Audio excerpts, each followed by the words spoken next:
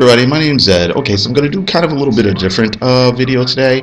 I read a couple of comics a couple of weeks ago almost now, and I kind of thought they were interesting comics that kind of dealt with race in kind of interesting ways.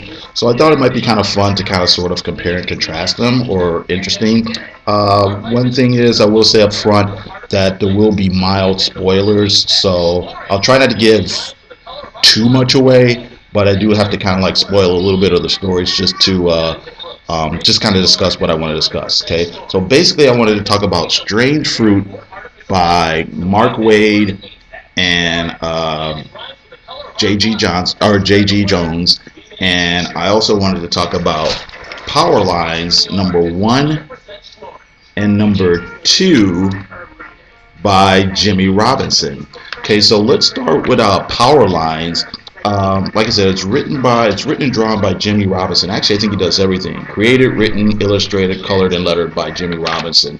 I didn't realize it, but this is the same Jimmy Robinson who also did a comic a few years back called um, Bomb Queens, which was kind of a tongue-in-cheek bad girl type comic. It was about a woman who was a super villain, and she kind of walks around in, scantily clad and gets into hijinks and stuff like that. Um, but I remember reading it at the time, but didn't really stick with it. I thought it was okay, but whatever. But yeah, like I said, I didn't realize that this was the same Jimmy Robinson. Basically, the premise is ordinary people get superpowers, and so the two main characters so far have been this guy here, this young guy here, and there's also like an older white lady. Well, she's not really old, maybe middle age or so. And when the story opens, we find our guy. He's a tagger. He's got his crew. They're going out of their neighborhood to other neighborhoods so they can do some graffiti. And what ends up happening, one of the guys in the group actually tries to steal a purse. He breaks the window of a car, takes a purse off. Police gets involved. All the guys start running off, and our guy is almost going to get caught. But what happens is there's this glowing energy, and he just flies away. Okay. The other main person is, like I said, a middle-aged white lady. Her husband's died overseas, and she's kind of angry, and she's taking care of her two sons, an older son, and the younger son, I think, has like physical challenges. I think he's in a wheelchair. And the older son discovers that, or he doesn't discover, but he says, hey, the phone, your cell phone that's in your purse has an app. I can track it. They call the police and tell them, we know where my mom's purse is. The police are like, well, that's out of our precinct. It's out of our jurisdiction. So the mom and the son go to the neighborhood where the purse is, and they see these kind of gangbanger guys. Our guy is in the facility, but he's kind of a little bit apart from the other guys, but he's still there on the premises. And the older son is like, hey, you guys can keep the money, but I want my mom's purse and her cell phone back. Of course, this leads to a confrontation, and again, there's this blur of energy, and next thing you know, the gangbangers are all on the ground, unconscious, and the mom is holding the older son next to her car. Like I said, our guy sees this, and he realizes, something's up. Few things happen. This guy kind of meets the lady. Their first meeting doesn't really go well. On the way home, he ends up saving a busload of people. And now it's becoming a thing. The police are trying to cover this up because, obviously they don't know how to explain it, but there are witnesses out there. The press gets involved, and there's an interesting scene where, well, actually, I'll get to that in a moment. I'll get to the reporters in a moment. But basically, the white lady and this guy actually kind of have another meeting where they start to find a little bit of common ground. And there's also a Native American guy who's kind of lurking around. We don't know quite who he is yet. Like I said, I thought this issue, these comics were actually pretty interesting because they were really dealing with race and class in a manner that we don't always see in superhero comics. It's a little bit more complex, a little bit layered. Obviously, we've got our guy. He's got the baggy pants. His boxers are showing. He's got his hoodie. His hat turned to the side. Obviously, he's pretty much that sort of you know I don't want to say thug, but that kind of street kid, stereotype. Same thing for the mom, angry, white lady. But I think what's interesting is that the characters are written in such a way that they're much more, they're not stereotypes. They're characters that could have very easily been stock characters. They very easily could have been, angry gangbanger guy or angry white lady person or whatever. But the characters are a lot more complex. We get to see how they have all sorts of other issues and things going on with them beyond being just a stock character, which is not what we don't always see that in comic books or even movies or TVs stories that try to deal with race. And I thought it was very interesting. I thought another thing was interesting where the reporters are like, wow, we've got this story about this kid who's got some sort of abilities or powers. We really need to run it. And they're like, well, we don't know anything about it, so we really don't have much of a story.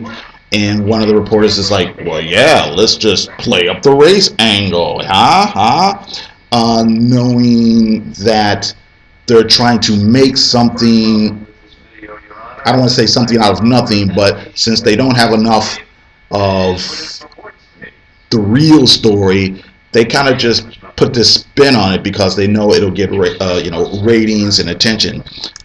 There's an interesting scene where they're actually talking to the witnesses, and I think it's really interesting how they show all the witnesses actually have different interpretation of the events. Some people are like, oh, he's a hero. Other people are like, oh yeah, this kid, it's obviously a setup. If he's so innocent, how come the police took him away?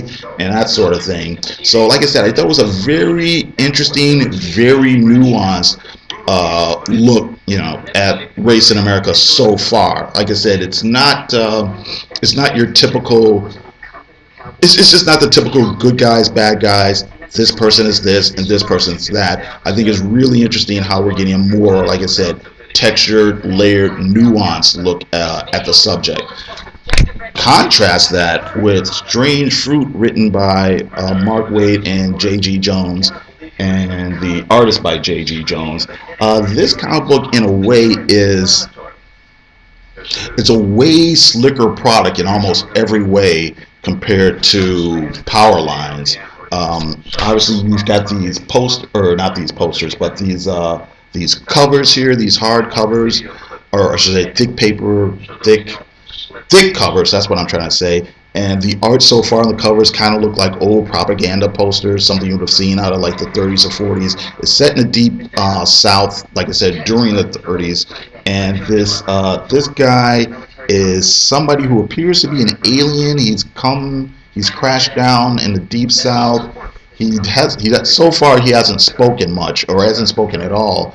But he's obviously got super strength. He's really tall, and he kind of disrupts this community a little bit. But it's a community that was already plagued with lots of racial tension. There's this big storm coming up, and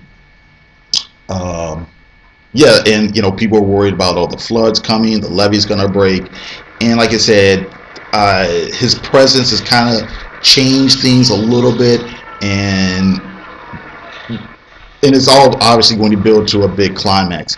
The problem I have with this comic book is that it just seems a little bit by the numbers, where the characters here in Powerlines, like I said, were a lot more three-dimensional. Here, a lot of the characters really kind of come off as kind of just stock characters. There's the smart aleck black dude. There's the kind white person. There's the educated black guy. and the kind of racist. There's in the stories, they're just very one-dimensional racists. Of course, they're out there beating people up. Of course, they're starting fights and troubles. And it just seems like something you have seen before. It's like you've seen this kind of done in lots of TV shows and movies, and it just seems kind of, I don't want to say it seems hackneyed, but it's very,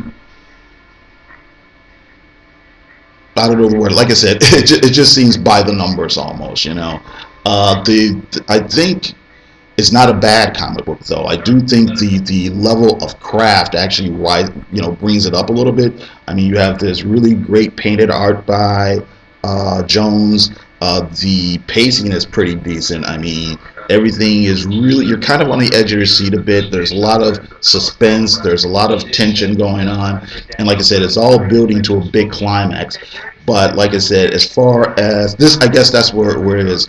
There's lots of interesting things you could do again with race, with class, with history that could have been in this comic that I think they just sort of glossed over. You don't really get to see the other side or the flaws in the other characters or where people's motivations are actually coming from. Like I said, the good guys are good because they're good, the bad guys are bad because they're bad, and I just kind of wanted the comic book to be a little bit deeper than it actually is. So I think I'll keep with it. This is the third issue of four.